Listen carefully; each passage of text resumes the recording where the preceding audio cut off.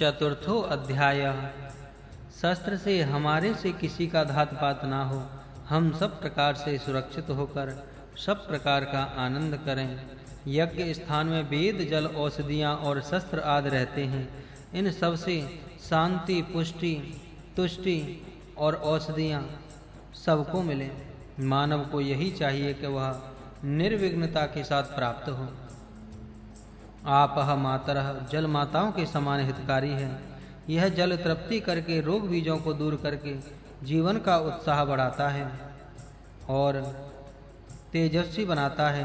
यह जल वास्तविक देवी आपः दिव्य जल है, अर्थात मेघ से आया, आकाश से गिरा, अतः महीनाम पय निर्दोष। इसलिए हमारे अंदर जो रिप्रम 2 रोग बीज है, मल अपवित्रता, आम अपचित, अन्न दोष होंगे, उन सब को प्रवहंति बाहर कर देगा और आंतरिक शुद्धता करता है।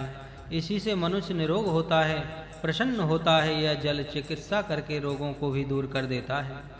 मनुष्य इसी कारण हृष्ट पुष्ट होता है। दोष, रोग, बीज और मलों को दूर करने का नाम ही शुचिपूतः शुद्ध और पवित्र होना है। इसी से निरोग होकर बलवान तथा दीर्घ आयु मनुष्य होता है। मनुष्य का शरीर दीक्षा तपसो तनु, दीक्षा और तप का शरीर है। शीत और गर्म आदि द्वंद्वों के सहन करने का नाम तप है। मनुष्य जितना द्वंद्व सहन करने का अभ्यास करेगा, उतना अधिक वह निरोग, बलवान और दीर्घायु होगा। इसी तरह दीक्षा लेने से बहुत ही लाभ होता है। दीक्षा का अर्थ है व्रत लेना।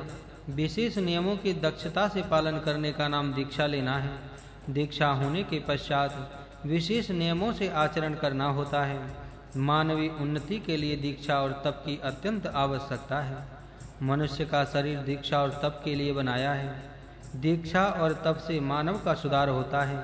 भद्रम क्रांति पुष्यन, इससे मानव के शरीर पर तप का तेज चमकने लगता है। उसके मुख पर एक प्रकार का प्रकाश दिखता है और उसके साथ रहने वाले उसके उस तेज से प्रभावित होते हैं। शिवाम सगवाम परिदधे, कल्याणकारी और सुखदायी उस कांति को मनुष्य धारण करना चाहता है। इससे मनुष्य सुखी, आनंदी और प्रसन्न रहता है। स्नान करने के समय बोलने के लिए यह मंत्र है। जल का सब शुभ गुण इससे प्राप्त होता है। गौओं का दूध वर्चहदा, तेजस्विता बढ़ाने वाला है। गौ का दूध जो पीता है वह तेजस्वी बनता है। जो तेजस्वी बनना चाहते हैं, जो वर्चस्वी होने के इच्छुक हैं, वे गौ का दूध का सेवन करें। वर्चमे देहि, मुझे तेज ये प्रार्थना है। क्योंकि मनुष्य तेजस्वी होना चाहता है, वह गाय के पास, गौ माता के पास तेज चाहता है। यज्ञ के साथ गौ का संबंध अखंड है। यज्ञ से गौ रक्षा होती है और गौ दूध से प्राप्त होने से मनुष्य तेजस्वी और वर्चस्वी होता है। व्रतस्य कनीनकः, यह एक अंजन का नाम है।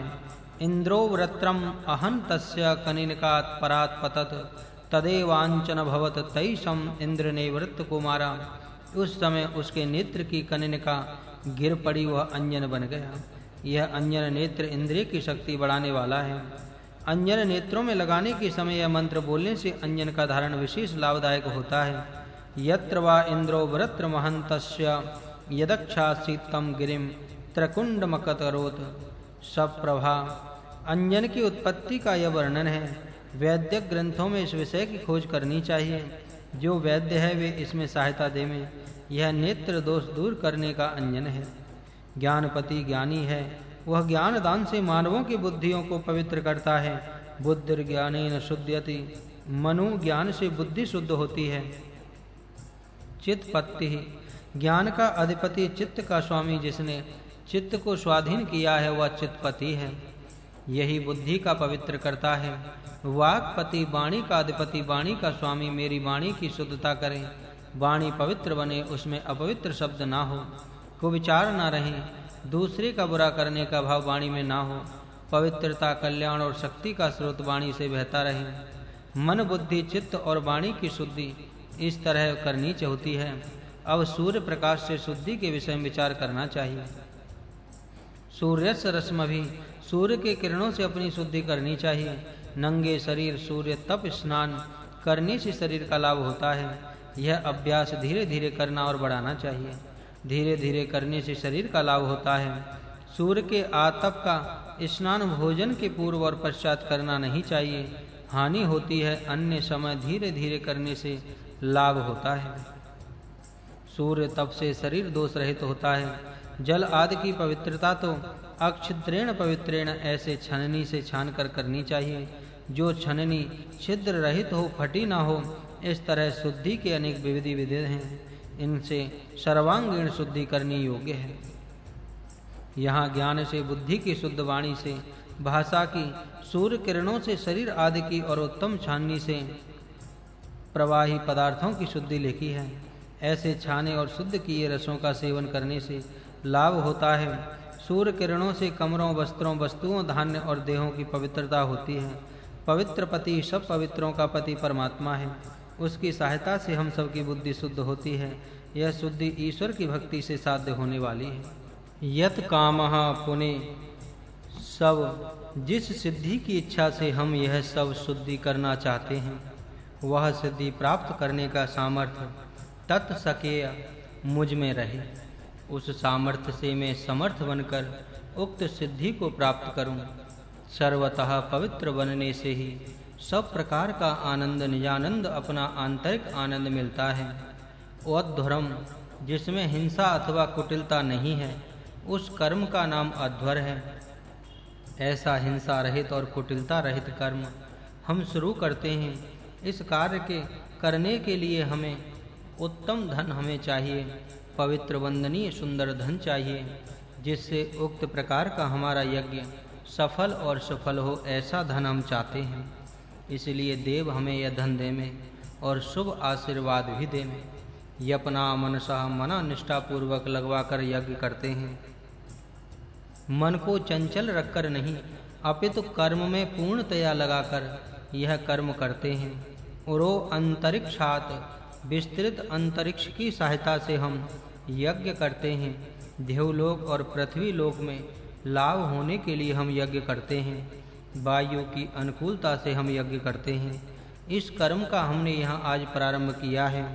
स्व आहा, आत्म समर्पण से ही यज्ञ होता है। यह बात स्व आह सच कही जाती है। समर्पण से ही यज्ञ होता है। हमारा समर्पण योग्य रीति से होकर यह यज्ञ सफल होवे। शुभ संकल्प की शक्ति उत्तम कर्म करने की प्रेरणा देती है।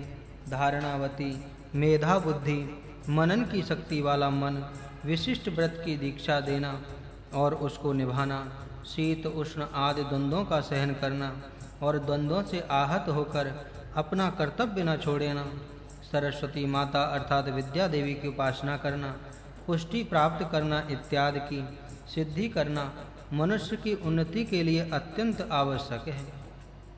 मनुष्यों को ये सब शक्तियाँ प्राप्त करनी आवश्यक हैं। इसीलिए इनके लिए कुछ त्याग करना आवश्यक होता है। इस त्याग की सूचना यहाँ के स्वाहा शब्द से मिलती है। स्वाहा का अर्थ है आत्मसमर्पण, अपनी वस्तु का दान करना। यह दान उक्त गुणों की प्राप्ति के लिए करना है। दिव्य जल विश्व संभवा, सब प्रकार की अशांति दूर करके सब प्रकार की शांति देने वाला है।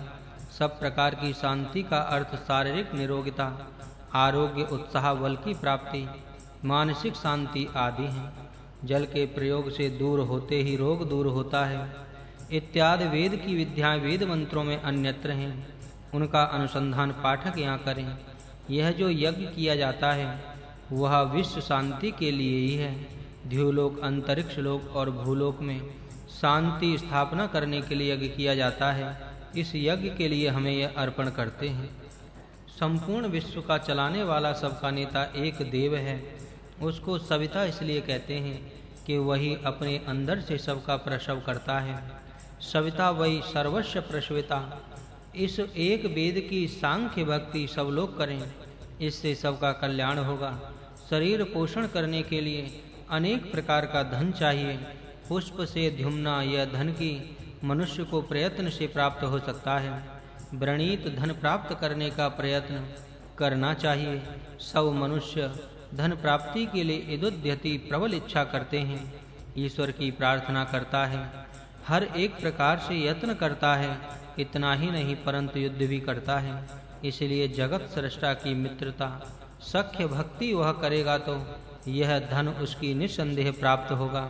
यज्ञ ही इसका उपाय है। अतः स्वाहा, यज्ञ के लिए हम यह समर्पण करते हैं, हमारा यह यज्ञ सफल हो।